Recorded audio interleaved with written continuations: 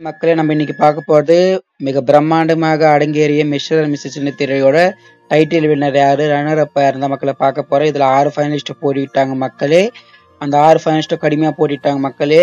5வது ஃபைனலிஸ்டா செலக்ட் ஆகி நம்ம Meera ma'am and Shiva master. முதலாம் ஃபைனலிஸ்டா செலக்ட் ஆன நம்ம புவி அண்ட் பிரியா. 3ஆம் ஃபைனலிஸ்ட் செலக்ட் ஆன நம்ம தாமரை செல்வி அண்ட் பார்த்திபன். 2ஆம் ஃபைனலிஸ்டா செலக்ட் ஆன நம்ம கொட்டாச்சி அண்ட் அஞ்சலி.